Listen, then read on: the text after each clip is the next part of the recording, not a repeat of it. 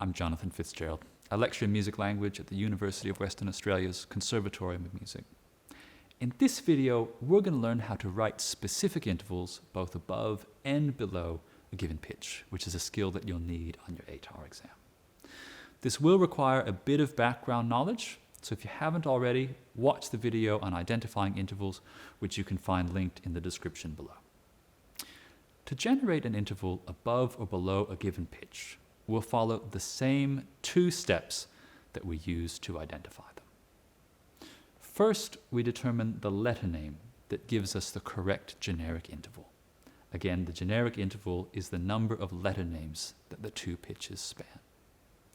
Second, using our knowledge of major and natural minor scales, we'll add any necessary accidentals to arrive at the correct quality. So let's start simple. We'll use C as the given note, and we'll write a minor sixth above it. So the first step is to determine the correct letter name. So we need the generic interval of a sixth above C. We simply count up 6 pitches, C, D, E, F, G, A. A is the sixth above C. Now we need to assess the quality. Does A belong to a C major scale or a C natural minor scale? A is the sixth note of a C major scale, so we've written a major sixth. In order to make it a minor sixth, we'll need to alter the pitch to make the interval 1 semitone smaller. But we need to keep the letter name A. So we need to add a flat. A flat is the sixth note of a C natural minor scale, so C to A flat is a minor sixth. How about a major third above F sharp? We get the letter name first, so we count up F, G, A for a generic third. Now for the quality.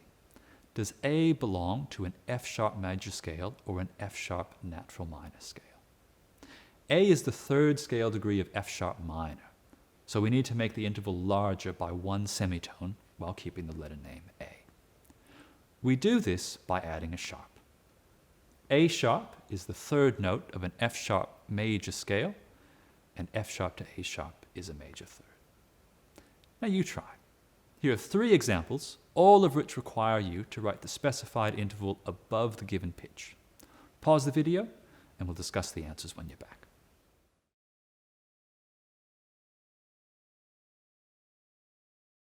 A to B flat is a minor second. A to B is the generic interval of a second, but we can't stop there. We know that A to B is scale degrees 1 and 2 of both the A major and A minor scales. This is a major second. We need to make it smaller by 1 semitone, so we add a flat. A and B flat span 2 letter names, but are 1 semitone apart. A to B flat is a minor second. C sharp to F sharp is a perfect fourth. C sharp to F is the generic interval of a fourth, but in the key of both C sharp major and C sharp minor, the fourth scale degree is F sharp. So C sharp to F natural is a semitone too small. It's a diminished fourth, and we need to add a sharp to make it larger. C sharp to F sharp is a perfect fourth. Finally, B to F is a diminished fifth. We first find the generic interval. F is the fifth note above B. Then we need to check the quality. The fifth scale degree in the key of B is F sharp. B to F sharp would be a perfect fifth. B to F natural spans 5 letter names, but is a semitone smaller than a perfect fifth, so we're done. B to F is a diminished fifth. Writing an interval below a given pitch follows the same process, but might seem a bit more complicated at first because we can only add accidentals to the lower note, the pitch we're adding. We can't change the given pitch. What if I asked for a major third below C? We need to determine the letter name, so we count back 3 letter names to get to the generic interval, C, B, A. C down to A is a third. Now, is that a major third? We determine this the same way that we did for intervals written above a given note. We treat the lower note as the tonic. The only wrinkle here is that the lower note is the pitch that we've written and the only one that we can alter. We wrote an A. In the key of A major, the third scale degree is C sharp, so this isn't a major third. A to C is a semitone too small. But we can't alter the given note, so we must leave the C and instead alter the A. We need to make the interval larger by a semitone, but keep the letter names. So we add a flat to the A.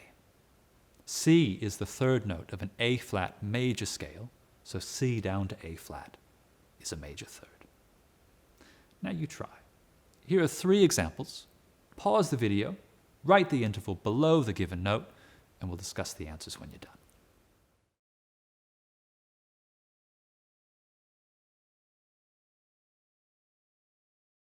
F down to A is a minor sixth. The given note was F, and we count down 6 letter names F, E, D, C, B, A to arrive at the generic interval of a sixth. Now we determine the quality. Is F the 6th note of an A natural minor scale? It is, so this is a minor sixth, and no further alteration is required. C sharp down to D sharp is a minor seventh. The given note was C sharp, so we count down 7 letter names and arrive at D. Now we need to determine if D to C sharp is a minor seventh. C sharp is the 7th degree of a D major scale, so this is a major seventh. It's too large by 1 semitone.